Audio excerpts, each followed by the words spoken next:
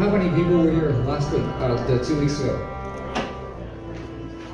It's probably easier to see how many people weren't actually, because we might have to do a bit of a recap. Okay. And who hasn't got a copy of this Libre code? Lorna has just told me that the Libre code is in the pinned messages in the Common Law Telegram group. So if anybody is not on that Telegram group, see Lorna or Austin, and either one of those can actually join you up if you're not on Telegram. Anybody here not on Telegram? Okay, get onto Telegram. It's a lot of very good channels where you can get a lot of information, and any one of us here will show you how to download it and get on. It's meant to be fairly private for messages and whatnot, but I think everything is probably getting looked at. Dennis and I have been, over the past few meetings that we've been having, we're preparing for a guest, a local guest, to come in and have a good chat with us about how he has personally fought back against government, specifically against the local councils. They're not government, we know that, but how he has used their own system against them and to his benefit, and to actually to all of our benefit. This man is responsible for us not drinking fluoride in our water. He has been the motivator and made that change happen in Cairns, so we all owe him that debt of gratitude. And look, he's been through it. He's got a detailed history that goes back a few years. But before I get into his story, we're going to bring him in as a guest speaker in here. And that's one of the reasons why we're not announcing our agendas, because he's a bit shy. He's a bit recluse and shy. But plan on coming and seeing him coming up soon. And in order to keep up with the conversation that we're going to have with him, I've had many meetings with him. Dennis, you've had some meetings with him.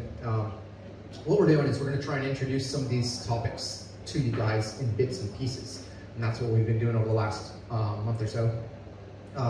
Just so that when we do have that conversation, you're going to be able to keep up. Because he talks, and the amount of information this guy has in his head, he's like a walking encyclopedia on this stuff. He knows it inside and out, and when he starts speaking, the first couple of sentences, you're going to be going, whoa, wait, hang on. You got to take 3 notes on that first sentence he says. So I'm trying to get you guys kind of up to speed a little bit on some of those topics in the background, so you'll kind of have an idea of what we're talking about when we do get him in. Fair enough? All right, a little review real quick. Do you mind? Yeah, not at all. Okay, cool. So I was just going to explain the format just a little bit, as in the chat started. Yeah. Yeah, go for it. And so, just on discussion and getting a bit of feedback from some people, it can be a fairly meaty topic and a fairly heavy topic. So we decided that the best format was to have a kind of a chat situation, just to make it more engaging and to make it flow a little bit. And the other thing that I'll be trying to do is to try to catch Austin if he's taking it at a little bit of a too high a level, and just pull it down to a level, because I'm very conscious that there's new people in here who might not know about some of the basics of common law. The other thing which I found probably earlier on in the piece, and when it comes to health, because I have a health background, I've got to be very conscious that it's one thing knowing the A to Z of all these components of how the body works, but when I'm sitting back listening to people, I want to know what to do with that. So that it's not just important to know about some of the background of these topics that we're talking about, but if we can find a way to be able to be aware of the knowledge and then utilize it, that is very, very important. Again, it's not a foolproof system. It's a rigged system. It's set up against us, but the first step in that is actually knowing that maybe we have a lot more rights than we think we do. And then the second thing is to understand some of these basics and actually be in a position to be able to stand up a little bit more for what we believe in and to try to resist the tyranny that's going on. Fair point. So I guess what I'll do is, before I dive into this stuff behind me, I'm just going to really quickly summarize a couple of basic common law things that we know about, all right? Fundamental principles. We have had plenty of sessions in the past where we have discussed the history and the origins of common law, going back on through the Magna Carta in 1215, and how that came to be and how that put the power in the people's hands and made them equal to the royalty. And and then how that throughout history that's been changed and tweaked, and about how there's another principle of how when you were born, you were given a Christian name, which is going to be your first name and your middle name, you would call it. And then that record of your birth was then turned around and registered with the quote-unquote government, and then they've assigned you a legal name, which includes your surname. And that's part of the deception of what they've really done, is the crux of the deception that they're pulling on all of us right now. And just to add a little bit more context there, I think we've got to be careful to substantiate a lot of the stuff we're talking about. When we say they, what do you mean by they? Okay. Who are they? Yeah, so fair enough. Look, We don't want to be called those conspiracy people. Right. We want to have good evidence to be building upon. right, so, you know, I've got my notebook back there, but, Or are you talking? yeah, go for it, go for Yeah. it. So essentially what we're talking about is the bankers and the religious system and the regal system, or the crown system. That's who they are. Yeah. Those three areas own the world, and they're the ones who are pulling all the chains of all the countries in most places of the world, and we're feeling the knock-on effects now. Okay? Right, and to be more specific, I just want to have this at hand so that I don't misquote anything. But there's this concept of what we call a straw man identity, or your legal fiction that's been created for you. And to make that really simple and easy to understand, what I'll do is I'll pull out my wallet here. Okay, so just to make it really simple. When I was born, my name was Austin James. That's what my parents named me. They did not name me Austin James Stollard. So I was born into that family, and throughout the history, my family has carried that family name, or that surname. When I was born, you can see right here on the screen behind me, I was issued with this certificate of live birth, and that was recorded in the registrar's office. It tells you right here, Austin James. It also has my last name there in capital letters, okay? That is the legal name that they have assigned to me. But my Christian name is Austin James, and this can be verified if you look in any law dictionary too. I've got the Black's Law Dictionary here, which is I refer to that. There's also an Oxford Law Dictionary as well. So what they've done is they've turned around and they've taken my record of live birth, and they have turned around and we've recorded it with the registrar's office. That's going to tell you details about like how long was I, and how heavy was I, and you know, where was the place that I was born, and my parents' names, and any witnesses that may have been there and all that. Then they turn around and they give you this.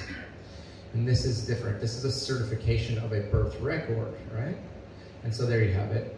They've created that Austin James Stollard in all capital letters for me, and that's called my legal fiction. Okay? And from that, they've also created many other legal fictions for me. Mr. Austin Stollard, Mr. Austin J. Stollard, Mr. A. J. Stollard, all these different legal fictions. One of them that we're very familiar with is going to be on your driver's license. Okay? And this one here calls me Stollard Austin James, all capital letters. Okay? So by way of example, I'm going to use this really quick when we talk about this conversation. I am sitting here in front of you speaking tonight. I'm a living man, and you are a living woman. Okay? I am not this. This is the corporation. This is the company that they've created for me with that document right there. Okay? All of us have that. That is a big, big deception that they've tried to pull on the world. They have pulled it on the world. So the reason they've done that is because a company or a corporation cannot contract with a living man or a woman, right? They can only contract with another company. And so what they've done is they've created another company called Austin James Stollard. And that's how they contract with me. That's how I open bank accounts. That's how I've got a driver's license. That's how I've gone to university. That's how I've gone student loans or a mortgage or anything like that, right? Go ahead. Just to recap very quickly, the system was created due to trading. And originally trade happened on ships. So these very clever people, the bankers, realized that they were losing profits. So they had to come up with a way to deceive the people on the land. And the way they did that was to have this acknowledgement or this concept that the people on the land were men and women and they were alive, but to engage in commerce or to engage in contracts with these people, they made this false system, this deception, where the maritime system could only deal with dead people or people who are lost at sea. Correct. And this is why there is an age limit, which I think is 7 years old, which if you don't claim your status as being live or living, and who knows how to do this? We have never been told about this. You are considered dead or lost at sea, and therefore you can engage in commerce with these people who are pulling the strings of the world. This is why we have this word, which we discussed before, corporation. Corpse is dead, oration is talking. It's dead person talking, and all our laws are based on, namely, maritime law. And this is where this book here is absolutely important, because it's Black's Law's Dictionary, and the language we speak, we think we're speaking English. When we go to a courtroom, we're not. Or should I say, the people speaking back to us are not talking in what we think of as English. They are using deceptive language. This is why your win rate in court is abysmal. Yeah. So when you were born, what they've done is, let's go back a little bit. When we talk about the history of common law, we talked about the Magna Carta in 1215. Okay, at the Battle of Runnymede, the king was forced to sign on the document, the Magna Carta. It said that the people are equal to the king. We're all going to follow the same laws. Any laws that are made to apply to us, they're also made to apply to you. Right? Later on, there in 1302. That's why I wanted to refer to this. We have this. It's something called unum sanctum happened. Okay, and what happened here was, in the year 1302, the Pope made a claim to become the trustee of the world and all our souls. Okay? The Pope made that claim that he is the trustee for your souls and your estates. But you see, he did that not for God, he did that for Satan. It was a big deception. And so when you were born, the wealth of that land that you lived in or on, where you were from, that wealth is all kind of calculated. It's divided up into pretty much equal parts for however many people were there at the time, or how many have died or now being born this year. A certain amount of that wealth is assigned to you, is your estate. Okay? And now, in order to contract and be able to deal with that estate, they have created your straw man, your company. Okay? So you have wealth inherently when you were born that's been assigned to you. All right? Now, they don't want you to have that. They're happy just to be the managers for it, the administrators and the trustees for that wealth. So that's why what they've done is create this massive fraudulent system of deception to try and trick you. And now, just to clarify, so if Right. everybody here was born in Australia, and I think, what's the population of Australia, 20 odd million? 20, almost 20. So that means all the wealth of Australia would be divided into that 26 million people, which is an astronomical amount of money. Now that would be quite inconvenient for the bankers and the people who rule the world to have every single member of the population that wealthy and that powerful. Yeah. So this is the reason the fraud was created, so they could act as a trustee for everybody here. So, and the other thing, the other part of that deception is to keep people stupid and ignorant, so they don't challenge this. Yes. Would that be fair? That's fair enough, yep. So I know that we're trying to summarize years of what we've talked about in this assembly here. I mean, we've been going over this stuff for a few years now, right? And we're trying to summarize it all real quick to catch some of you up to speed before we have this more in-depth conversation with our guest, okay? So, essentially what happened was the Pope came along, he said, I'm claiming the souls of earth, and then, so remember, 1215 was when Magna Carta happened. In 1270, a Roman named Accursius came along, and he claimed that we all needed, that the government needed a way to contract with us as individuals for voluntary servitude with the government.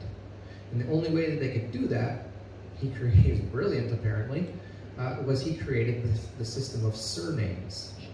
So you have the Magna Carta that has the power pretty much distributed equally amongst the people and the rulers. And then he comes along and creates this concept called the surname. And that basically indentured us back into their control. So it enabled them to be able to contract with us by essentially turning us back into corporations, companies, right? And so then we, through many years, and a lot of those surnames when they were originally created were like based on a trade that maybe someone, you know, the blacksmith, you know, that could have been one of your surnames. You could have been called Black or Smith or, you know, whatever. All these surnames were just created, and that's how we've kind of come along in our family trees. Some of them have been morphed depending on where you live, where you're from, and cross borders and all that kind of stuff. And just to clarify as well, that's a little bit distinctive to clan membership, but it's very similar. So we've just presumed that they were clans, but it wasn't at all. These are surnames that have been artificially created. So, for example, I would be Dennis John, clan of O'Connor, but I've been trained to think that my family name is O'Connor. It's not. That's my clan name. My name is Dennis John. That's correct. And that's, I'm going to tell you now, if you can grasp that concept, with that surname that you have and you hold so dear to you, because that connects you to your family history, your lineage, if you cannot grasp, even fathom the idea of letting that go, then you're going to be kept as a slave in the system for as long as you let them. Now that's an important concept, because if I can separate myself from that name Stallard up there, okay, then that's the first step mentally in order to be able to have a different standing when I go into their courts. And as another little kind of bit of trivia for you, this is why the deception is so brilliant. Prefixes and suffixes are actually part of deception. So O means son of. Mac means son of. So MacDonald is son of Donald. My father wasn't called Connor, so I don't know why it's O'Connor, son of Connor. So the deception runs deep. Your Eastern European names, Vic, Vich, Stefanovic, that also means son of. Yeah. Your Swedish names, your Nordic names have suffixes and prefixes also. So Gregor's son. Okay. So are you guys kind of staying with us here in the back? Yeah? I know a lot of you guys, newer people, are sitting towards the middle and towards the back. I just want to make sure we're not going too fast for you. Good? Okay, cool. So far we've come up with this comprehension that that you had a record of live birth that was issued when you were first born. They converted that over into a birth certificate in order to create a corporation for you. We know a little bit about the history of where that all came from. Okay, Unum Sanctum. Then the Pope comes along. He lays a claim on every soul on earth, and then that sets up the estate type of structure. And for the estates, they needed trustees, and so they became the trustee for your estate. Okay, so now we got to get into a little bit some other conversation here. So while Austin is muting, the reason why the trusteeship was created is to ensure that you guys don't have control of the value, which is your birthright. That's right. So when we talk about a trust, let's set up, there's different roles in the trust, okay? Number one, let's talk about the trustee. And where am I at here? Trustee, the definition. So this is from the Law Dictionary, featuring Black's Law Dictionary, 2nd edition, okay? The definition of a trustee is the person who's appointed or required by law to execute the trust, in whom an estate, an interest, or power is vested under an agreement to administer or exercise it for the benefit or to the use of another person. So the trustee's role is to run the trust, to manage it, basically, to be the administrator of the estate, okay? Now, a trustee also has what we call a fiduciary responsibility, which means, I'm gonna switch over to a different screen here, because I'm sorry, I just got two different ones running here. While Austin is looking for that, we're told, and I've got very big question marks over just about all our history at the moment, but we're told that the trustee system came into play for the Romans, and when the Roman army were away in foreign countries. So they would have a friend or a family member, or a cousin, whoever, that they would entrust with their estate. And the unwritten rule was that that person who remained behind after war would be responsible for keeping that estate successful and to keep the income coming in. We also, just to recap from last week, have these things called maxims of law. Maxims of law are rules that cannot be broken.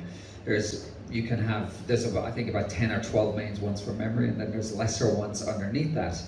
And essentially these trusteeships initially would have these rules of law associated with them. But now, as we know, and we can look at the size of this book, that we have laws, then we have bylaws, then we have regulations, and it just goes on and on. And I think even in Australia there's something like 3-4 million laws, or should I say bylaws. So when we have these things thrown around, that ignorance is no defense for the law, it's an absolute farce, because there's nobody who can understand 3 million odd laws or bylaws. Okay, so sorry, I'm just going to do this and drop that down. Okay, cool. This is from the Cambridge Dictionary. So there's pretty much two main dictionaries, law dictionaries that we use. We refer to as going to be Black's Law Dictionary and the Cambridge Dictionary. I'm just pulling this up from another dictionary just so you can see that there is pretty much similarities across the board. A trustee, according to Cambridge Dictionary, is a person, often one of a group, who controls property and or money for another person or an organization. Okay? You can have that in the form of a board of trustees. There's actually quite a few different versions of trustee. But essentially, you got the gist of that. The trustee is their responsibility to run the estate. Okay? Just to interject quickly, what's a person, Austin? A person. A person is actually an individual or a business, a company. According to the legal definition of a person, it is a company. So when they refer to a person, they are referring to companies and corporations as well. And I apologize, I should have brought that up, but Is a person a man or a woman? No. Or is a person alive or It's not a dead? living man or woman. A person is referencing a dead entity, actually.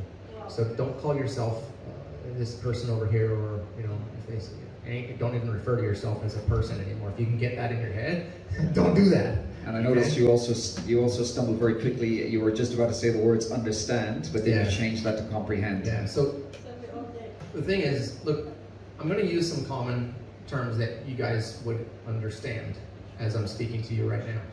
But what you need to know is that some of those terms actually have a different meaning than what we think that they mean.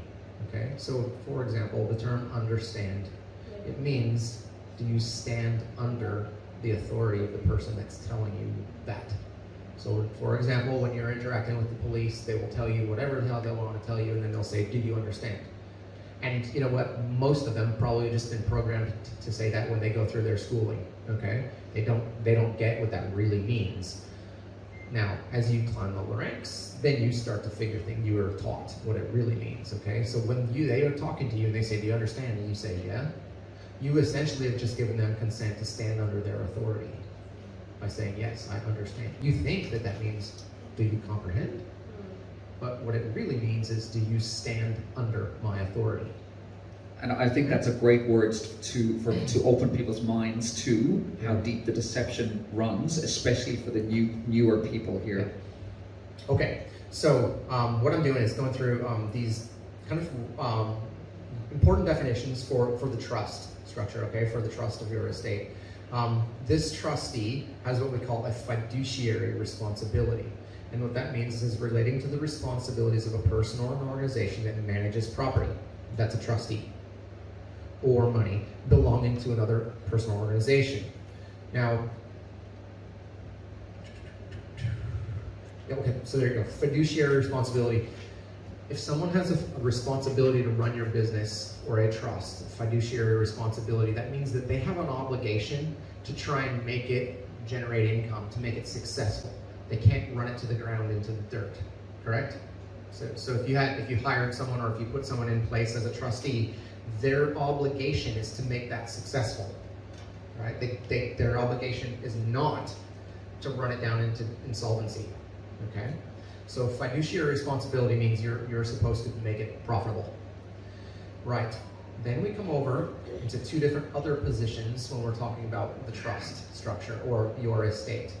Let's talk about the benefactor first, okay?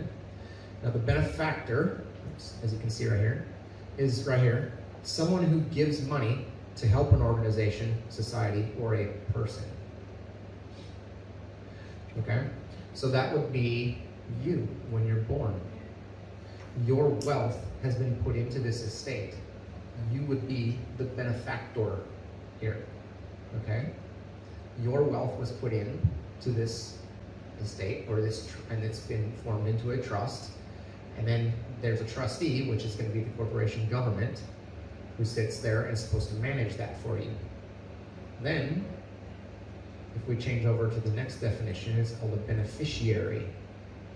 And this is a person or a group who receives money and advantages, etc., as a result of something else. So those are your three main roles in the trust of your estate. Now here's the interesting part. You hold all three of those roles. That's got kids in the room. That's the trickery of it all. And they don't really want you to know that. They want you to believe that you are just the beneficiary. Yeah? If you take money in the form of Medicare or medical benefits, or you're a pensioner, or maybe you run a business and you contract with them, that is taking money. That is, you're receiving money or advantages because you're able to do business with them. There's lots of ways, Centrelink, just go down to that office and see how many ways you can be a beneficiary, okay? That's what they want you to believe that your role is here. They're gonna take care of you, okay? And just coincidentally, I've been doing some more research, there's an easy way you can kind of see this. They tell you in front of your face. In US politics, it's really obvious because they say it on the news all the time. You know that guy that's supposedly the president over there right now? What's his name? Biden? Okay. Well, he's not. Okay, we know that. But that's a side topic. But they call his presidency, they call that the Biden administration, right? What are they administering? The Trump administration. The Obama administration. That is them administering all of our trusts, all of our estates. Okay, that's government administering for us. Okay? So, it's real important that we know these three roles here. So you have the beneficiary, the benefactor, and the trustee. And the trustee has this fiduciary responsibility to make it grow and make it successful. Okay? Now, what I want to do is to become a trustee, there's three ways it can be done. All right? Number one is, I'm going to throw some Latin terminology out there for you, okay? There's trustee de jure, trustee de facto, and trustee de tort. Okay? One of the ways that you can become a trustee is through a will, and it is assigned to you. You become a trustee of someone else's estate. Okay? Another way that you can become a trustee is if you have letters of assignment. So the proper trust has been set up, you go through, you fill out all the legal documentation so that you accept those responsibilities in a legal manner. Okay? And the third way is this one here. It's called trustee de tort. Now I want to play this video. I've queued it up. I want to play this video from this man who will explain it a little bit easier than I can. And I'll show you how I've checked on his research, and it'll be easy for you to understand, I hope. Okay? Let me just get my volume adjusted, make sure it's up as high as I Titled name. At the end of that playlist, we came to a couple of conclusions. The main conclusions were this, that your surname identifies a corporation, and attaching your Christian name to it identifies the entirety, the legal name, which is Christian name plus surname, as a body corporate. And I'll just note and remind you that in that we looked at a definition from a law dictionary which said proper name for a man was the Christian or given name. Now, if the Christian or given name is the proper name, then adding a surname to it must make it an improper name for a man. So go back and have a look at the playlist again if you need to refresh yourself as to how we came to that conclusion. But the full legal name is identifying a corporation. And what I now want to do is to discuss exactly which type of corporation it's identifying. And the reason we've been looking at trusts the last couple of... Okay, have you caught that so far? So he's just reiterated that your Christian name is your first and your middle name, and when they throw a surname on, that's your Christian name is called your proper name, legal terminology, okay? And when you put a surname on it, that becomes your improper name. It is your legal name. And now he's going to go into how they're using it, okay? And the reason we've been looking at trusts the last couple of videos is because, in my opinion, it identifies a trust. Now, there's a few reasons that I say it's a trust as opposed to any other form of corporation, and I'll go into those now. So we sort of touched on that, one of the reasons, in the previous video, which was on, which was titled, the trustees, it's a trap or something like that, where we discussed the trustee de jure, trustee de facto, and trustee de son tort. And we'll just go back now quickly and have a look at this excerpt from Wikipedia. And we did mention this, but I didn't draw it out. I'm going to draw it out a bit more now. So this is from Wikipedia on trustee de son tort. If a person, by mistake or otherwise, assumes the character of trustee when it does not really belong to him, he becomes a trustee de son tort. It does not matter whether he knows all the trusts or the extent of his powers. In other words... Now I'm going to pause that there, hang on for 1 second, I'm going to bring this back up.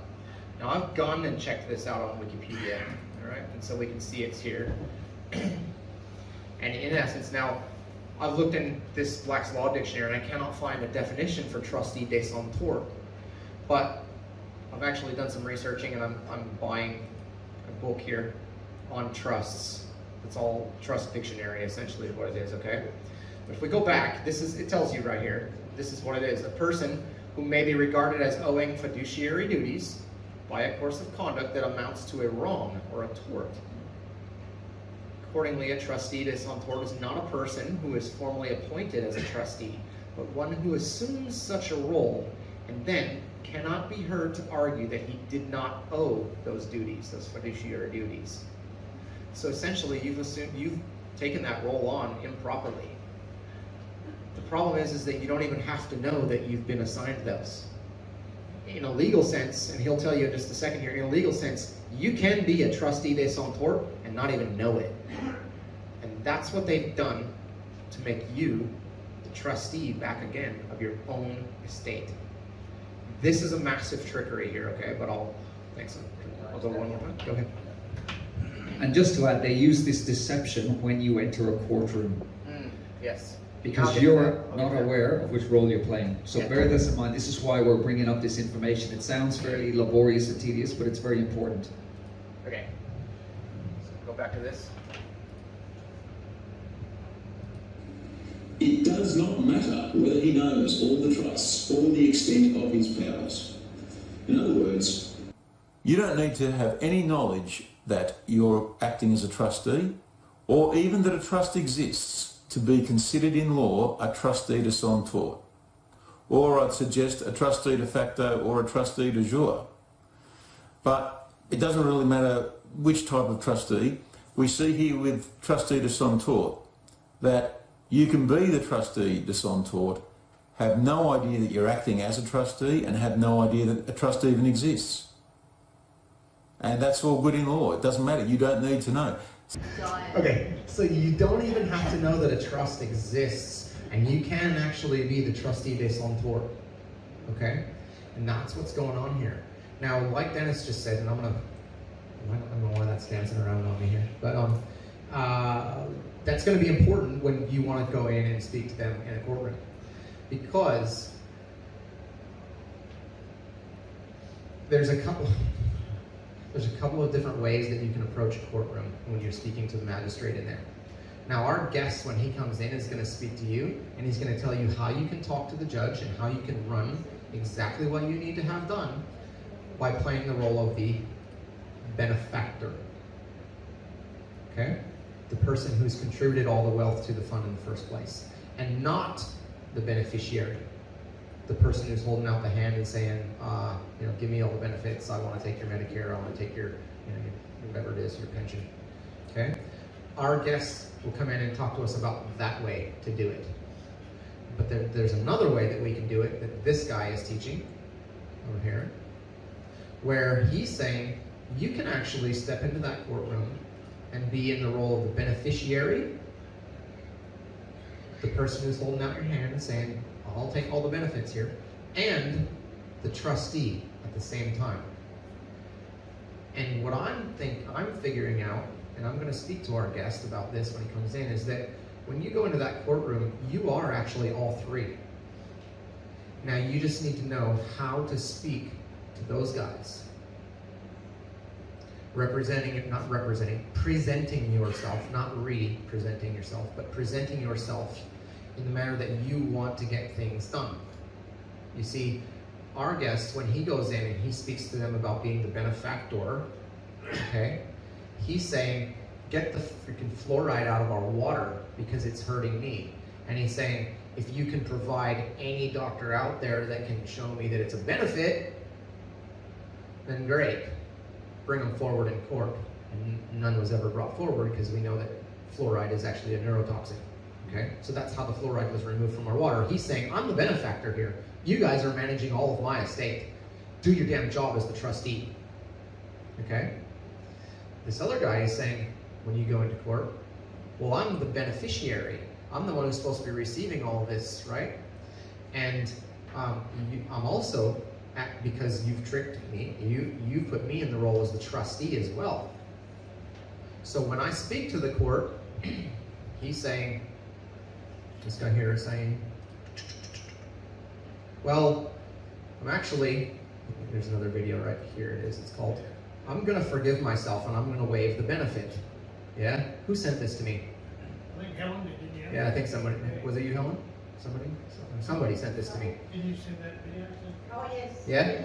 All right, so thank you for that, by the way. I've been digging into this. This is really good stuff, okay? The idea that this guy has here, he's saying that, look, I know that you've got these laws set up in place. Let's take speeding, for example, okay? You are a trustee of my estate. You've turned around and made me the trustee again. I'm the trustee, you know, on a daily basis, I'm acting as a trustee. Now, if as a living man, I've gone out and I've broken the speed limit, right? I'm acting as a trustee. And when I go into court and I say, hey, I'm not paying this shit, or I want to contest it, or I'm gonna pay it, right? You're still acting as the trustee. Now, he's saying if crimes are committed against you and you never file a charge against that person, you've basically, in essence, in legal terms, you've forgiven them, right? If someone has come and keyed your car or scratched your car up, right, and you don't pursue them in court, you don't want to sue them, you have forgiven them, okay? He's saying that when you go into court, you present yourself as the trustee first to speak to that magistrate, and you say, hey, I am an administrator of this whole trust, just like you, okay? But I actually am directly representing, I also have the unique ability to present the beneficiary. So, now, as the beneficiary, I'm going to tell you that I forgive the trustee here. Oh. I forgive him. And I waive the benefit of that fine that you're going to take from him. You're going to punish him by making him pay you $400. I waive the benefit because you're going to take that $400 and put it into my estate. I'm going to waive the benefit for him. I forgive him for all of the past indiscretions and present ones and even future ones, and I'm going to waive the benefits of those fines. You don't have to deal with any of those fines. In fact, why don't we just close the matter out right here and right now immediately? The thing is that when you do speak to these guys, I really need you guys to watch this video. It's an important one too, okay? But when you do speak to them, you need to speak to them, if you're the beneficiary, you need to speak to them like a royal would speak to them, like you are the king or the queen of that estate. You don't say, I want this, or I like this, or I need you to do this. You say, my will is that this is done, or my wish is that this is done, or it is my pleasure to have this done. Just like the queen does. She says that, right? Use the same language. It is my will, my wish, or my pleasure to have this done. So when you're speaking to the magistrate, you say, it is my wish that the trustee be forgiven, and I also wish to waive the benefit. Okay? Now, if you remember right, from the past couple of meetings ago, we were talking about when we wanted cash to stay alive here. Remember this? How we went and we forced the council to reverse that decision? Remember I don't remember who it was that brought it up. They said, when you present this to someone, you say, it is my will that this is done. Now we keep cash, right? It's my will that we keep cash. That's why that wording is so important. To say those words. It is my will that this be done. You are speaking as a beneficiary then, as a royal, essentially, then. A royal for your estate. That is your will. It is your wish. It is your... Helen had that information. Yeah. Sorry? Helen added that information. Helen had that added it in. added Yes, it that's as correct. their And we report. did talk to you guys about that when we're going in and speaking about this. We don't want this. We don't want to keep cash. We don't want them to reverse this. We don't want them to banish the digital system, right? It is our will that this happen. Okay, so that's how we need. You got to get that in your head. That's how we need to speak to them. So listen. Just to I'm gonna, yeah, because I know we're running short on time, and in fact we're over time. But we have two avenues that we can follow here, okay? But we really, really need to understand that first of all, there is an estate set up. You have an estate set up, okay? And they're running it as a trust, okay? And in order to really administer that trust or get what you want done as a living man or a living woman, what you want to have done, you need to understand that there's different roles, and you in fact hold all three of those positions. It just depends on how you're going to speak to them and what response you're going to get. And they're not going to like it. They're definitely not going to like it, because they'll know the gig is up when you start speaking to them on that manner, in that fashion. Okay? But our guest, when he comes in and he'll be speaking to us about this, he's done this repeatedly.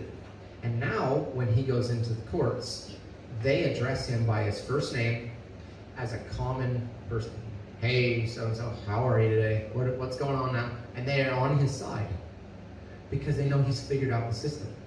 And they know that the prosecutor, stand down. Stand down. He's right. And you just need to get on with your life. Deal with it. Okay? So there is two systems here that I'm now aware of where we going to do that. There's two systems that we can do right now two avenues we can take to get to where we want to go. Okay? We're gonna stay on track. I'm encouraging you guys to look into this guy here. Okay? You go on to BitChute. Go on to BitChute, it's not YouTube. Go on to BitChute and look up this guy. He goes under this this is his channel called Matrix Decoded. Okay? He makes it pretty easy to understand. He'll explain it all to you, his method. But the method that we're going to stay focused on for now is going to be not acting as the beneficiary and the trustee. We're going to be acting as the benefactor. Go ahead, Helen. Can people just copy that link that I sent you on Telegram? Yes, yes. In fact, I can repost it. Yeah, I can repost it on there, yeah? You can just right click that and save it straight to the computer. Copy. So maybe to add what Austin's saying, when you go into the courts, the magistrate's up at top, and the kind of assumption is if you don't know your standing, you are the equivalent of a beggar or a pauper, and you are begging forgiveness. You're putting your hand out, and then it's the magistrate's discretion, because he's assumed your role, that he can kind of do what he wants with you. Whereas if you know your standing, you have all the power There it goes. in that courtroom. And we are not taught that this is the case. That's correct. You actually, so you hear all these people telling us that if you people actually hold all the power. You do. The problem is you don't know how to wield it. Okay? This is where we actually can start taking action. Yeah? Because we've been studying a lot of common law stuff and a lot of theory and a lot of all that stuff, and Constitution and all that stuff for a long time. We've been studying it in this assembly here for a couple of years now, 2.5 years at least. All right? This is one of those big pivotal moments where you're going to start to learn how to actually use this stuff. Okay? Now I've posted that link right here. That's our Telegram page, by the way, Common Law Assembly. It's in there now, so you'll be able to see it. And there's movements like this happening all over the world, and Yes. we have to know that this is a rigged system. So we're continually, or should I say there's groups of people continually challenging this, and they lose. So we're not here to tell you that this is an absolutely 100% to go system. Everybody's exploring this. But the big part of it is we're picking at the threads. And I think a lot of those threads are starting to unravel. And when you have just 1 or 2 people doing this, we're not going to unravel them quickly. But if we have everybody here passing this information on to everybody else, then those threads could really unravel way quicker than we could have any idea about. And this is then where we get this power back into our own hands. Having said that, you have a couple of people here. So this guy here and our guest that will be coming in, pioneers, right? They've done this for years now, and they were ahead of their time, okay, with testing the system and testing courts. He even talks about it in his videos, this guy here, okay? He said, you know, I didn't know this the first time I went in, but then I learned on the second time I went in and I did this and this. This guy doesn't pay taxes. This guy doesn't pay any council rates. This guy actually charges those fees back to the Commissioner of the Taxation Office. Yeah. So, and he's like, they don't bother me. He actually acts as the trustee for his wife as well. He's written up a letter on her behalf, the living woman, the beneficiary, and made himself the trustee for her, so that he can then go ahead, because he's very well versed in this. She's not. So he's comfortable now with using this. He's got a win record behind him, okay? Same thing with our guest that's going to be coming in. So the better you know it, the more you practice it, the more you hear it, the more you really thoroughly understand how the process works, really, you're going to find success with it. And the more of us that wind up in that courtroom and we're speaking up against this stuff, I mean, they're gonna shit themselves. Sorry for you kids in the room, but I'm sure you've heard that word before. The person that we're getting in has had magistrates screaming and fleeing the courtroom, covering their eyes, saying, I did not witness, I did not see this, ordering prosecutions, shouting at them, don't look at it, stand down. Yeah. This stuff is really dramatic. Oh yeah, this guy here, he talks about how, you know, the magistrate didn't want him to say this, didn't want to say, shut up, you know, be quiet, be quiet. And he yelled back, he'll tell you in one of his videos, no, you be quiet. You're going to do as ordered. I've given you your orders, now do them. You know, that's how forceful he's been in the courtroom with a magistrate. And they don't like it. But guess what? He knows the system. He's tested it. He now knows how to make it fairly bulletproof.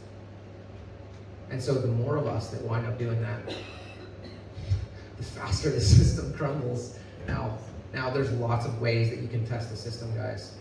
I can tell you my personal experiences. You know, right now I decided I'm not going to pay their registration on my vehicle. Now, do I have plates on my vehicle? They're in the mail being posted to me right now. In fact, I just bought some privately. Yeah, but it's not on their registration books, and I'm not paying them for their fees, because I'll go in court and I'll do one of these two strategies, and they can jam it. Because as a living man, they're not going to get any money out of me. I'll either forgive myself, and I'll waive the benefit, or I'm going to act as the benefactor and tell them that I want the office, or the birth, deaths, and marriages registrar to pay for my fees for me and put that into my estate. It's not going to be me paying for it. It's going to be somebody else, one of them, or it's not getting paid at all. I'll waive it. Go ahead. They don't bring up saga about the roads owned by the corporation and forbid you to drive. Yeah, that's all right, because you see, it's all of our money that's paid for that. Yeah.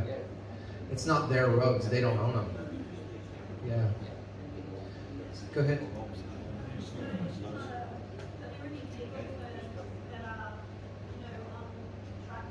Absolutely not. No. In fact, Erin, I'm going to poke fun at you, Erin. She said, are there any legal firms that are on track with this, right?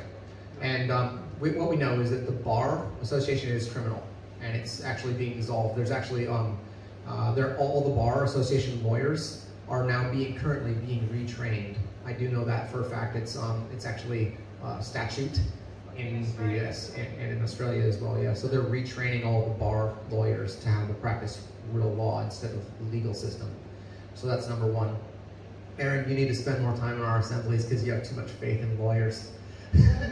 Lawyers and accountants are trained by the system. It's like doctors, they're trained by the system. They're not going to tell you alternatives because they don't know any better. When you go into a courtroom, do not use a lawyer or a solicitor or a barrister. And I know that that sounds intimidating because you don't really know how to speak to them at first, right? Okay, I get that. But when they represent you, you know what they're doing? They are representing you, using their own words and their own methodology to present you to the court to face these charges. They are definitely not in any position of interest to protect you, the living woman. Here's another little interesting bit of trivia, but if a woman offers to sell sex, what's that charge called? It's called soliciting. Yeah. Is there? Soliciting, Okay. yeah. It's called soliciting. So solicitors you are actually prosecuting essentially the law. are hiring a solicitor. And it's not a coincidence that a lawyer is essentially very similar sounding to a liar. These people are telling us lies because they're supporting the deception. So the meanings of words, there's a lot behind them. So, yeah. Yeah, I know what you mean. I know what you mean. So if there was someone like yourself, to go and speak for. Yeah, on your behalf and act as your trustee. Yes, so that can happen. You can do that. There's a third strategy that we've actually already discussed in here, and that's with our friend Spiros, who's working out of down in Victoria. And his strategy is to use the system that they already have in place to walk in and say, hang on, this statute that you want to uphold here, where is the crown seal on it to say that it's actually a law? And if that doesn't exist, well then it's not a law, and I'm sorry, we don't have to abide by that. Show me the seal. And you're not basically going into it. By the way, when you go into a courtroom, don't ever tell them what the law is at all. Don't tell them anything, because then you have to prove it. What you need to do is ask them, where is the law that says this? You know, I've got two versions of this Constitution here. One of them has a seal of a lion and a unicorn on it, and this one over here is kangaroo and emu. But this one with kangaroo and emu, has that been signed off? Royal assent been achieved on that? And then, can you show me? Because I can't find it. And there's two parts to that. The first one is asking, which is as king. And then the second one is a claim. Yeah. They are making claims, and whoever makes a claim has to provide proof of that claim. That's If right. you make a statement, you're all now making a claim, and then it's up to you to provide proof of that claim, and that can be very, very difficult, especially when you're dealing with people who know the system, who are playing the game, who are experts at the game. Go ahead. So by and large, you're making reference to what's commonly defined as the civil processes and how Okay. the laws apply there. Yeah. In terms of the criminal law, Criminal side, yeah. Yep. of course, is a different set of law. Okay, so Can you yeah, it's a good question. just to explain the difference? Very valid, yeah. What I'm partly discussing here, I guess I didn't explain that premise, is that we're talking about victimless crimes, okay? So it is a crime for me to drive around with an unregistered vehicle or with expired plates on it, right? They've written me with 3 violations, which under their code, they're just criminal, supposedly. Now, those are victimless crimes. There's no victim, there's no one who was hurt, there's no damage that was caused to anyone's property. Those are victimless crimes. And so I can easily walk into a courtroom and say, hey, look, I forgive myself, I waive the benefit, see you later, deuces, bitches. Okay? And, but when we're talking about a crime where property has been damaged, people have been hurt or harmed or dead, that's a totally different story, right? And so you're gonna face the consequences of the full force of the law. And that is the difference there between lawful and legal. And I just added to that, this is why the system is so difficult to navigate. Again, we have these maritime terms, but there are tens of different areas of law. You have maritime law, you have corporate law, you have family law, you have criminal law, and every single one of these has their nuances and a different way of speaking. Okay, so last one. I know we're way over time here, but if you guys are happy to stay, I'm happy to keep telling you this, okay? There's a little bit more that goes to it. When our guest comes in, he's going to be speaking to us using some terminology about maritime and admiralty terms and some shipping terms. Because like Dennis mentioned to you earlier, it used to be the way commerce was done was shipping, okay? And when you walk on, if you boarded a boat or a vessel to go, and say you're paying to be transported to another land, you're going over the seas, you are the paying passenger, you are the benefactor, you're going to pay that captain to take you as the part of the cargo on the ship and deliver you somewhere. Now, it is his highest priority to make sure that you are well taken care of, and that happens, okay? So at all costs, if it's in any way that he can, he's going to look after you and get you to your destination, because you're the customer, you're paying him. And to chip in, this is why so many of our words, relationship, That's right. citizenship, this is all They've maritime. built an entire vocabulary Courtship. on this. Yeah. Okay, ship. Listen When- to any when you're- word with ship on it, this is maritime speaking. They refer to you as, chattel, or dead property lost at sea. When you're born, you come through the birth canal, and a ship, when they come in and they dock up there in the birthing pocket, right? They're being birthed. So it gets really deep into all that terminology here, okay? And I don't really have the time and all the background to show you all that right now. However, maritime law versus admiralty law, okay? So this is an interesting one, because we kind of throw those terms around and we don't really know exactly what the hell they mean. I don't know maritime law that well. I haven't studied it. I don't know admiralty law. But one of our guests, when he comes in, he's gonna bring this up a little bit, and I'm gonna ask him just so we can understand. But the introduction basically here, it says that maritime law, also known as admiralty law, what? They're the same thing? Well, not really, but they've been blended. I'll show you. It's a body of law that governs maritime activities and commerce. It covers a range of issues, including shipping and navigation, marine insurance, salvage, and personal injury claims. Admiralty law, on the other hand, so that's maritime law. Admiralty law, on the other hand, is a subset of maritime law that specifically deals with legal disputes that arise from maritime activities. So admiralty law it's a subset of the maritime law. Maritime law is the bigger umbrella. Admiralty law sits underneath that. Now, the way it was explained to me by our guest is that here's an easy way to understand it. Admiralty law applies from that ship's captain to his crew. Maritime law applies to the contract that you have gone into to be shipped over there, and their interaction with other vessels out on the sea. Okay? Now, they're practicing maritime law on land, which we know is called inland piracy. That's illegal. That should never be done. But they're getting away with it because the world is doing it right now. That's coming to an end. But that's the difference. If you can kind of, for admiralty law, that is the ship's crew, and they're having to follow orders from the captain of the crew. And if they don't, they can be punished, right? And they must follow a chain of command while they're on that ship. Okay? You aren't part of that. In admiralty law, you're not. Maritime law is where you come on, you walk on the quarterdeck of that boat, and that's where all issues are addressed.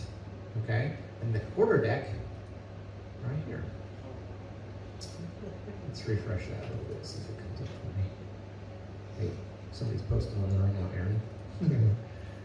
All right, quarterdeck. So the quarterdeck is the raised deck behind the main mast of the sailing ship. Traditionally, it was where the captain commanded his vessel and where the ship's colors were kept. This led to its use as the main ceremonial and reception area on board, and the word is still used to refer to such an area on a ship or even in naval establishments on land. What's another ship on land, Austin? Many such facilities have areas decorated like shipboard quarter decks. When you go into a courtroom, you're going to notice that there's different levels, okay? And there's different areas that are barricaded off. There's a box over there. When you go sit in that box to provide testimony, you are in essence putting yourself into a jail. What's it called? Voluntarily putting It's yourself. called the dock. And the witnesses, where do they sit? The gallery or the galley? The witness. Yeah, so there's, and I think you will know, when you go into a courtroom, you don't want to walk through the gate and out there into that open floor where there's those two desks sitting. You don't want to do that. Okay, you're walking onto their quarterdeck. Who runs the quarterdeck? The captain, right? That's where they conduct business. Okay? So I'm planting these seeds in your head right now for further discussion when it comes up, okay? And I know that we're running pretty late now tonight, so I'm gonna let you guys get out of here. But very thank you for quickly, your time. and Earl has made a very good point here. Pass this information on. And if you can make it here, then the next fortnight, tell other people to get here. Yeah. We need to be disseminating this information. Yeah. I'm going to just plug, I've put up this kind of information on my sites on YouTube and BitChute Awakening in Health. Yes. Give us a search, please, and forward this information on. Let's get some views up. Let's get a bit of power behind this. So we're just two very normal people who are a little bit passionate about trying to stop this rot that's happening in society. But it's lovely when we see these new people and these new faces in here. This inspires us to work harder. We're doing this for free. So, you know, everybody drag somebody else along next week. Let's try and fill this room, get double the amount of people in here. Okay. And I will post the links to these definitions, these websites, and all that on Telegram tonight. Okay? Thank you so much, everybody, for coming here. Touch on the leaker code and all that.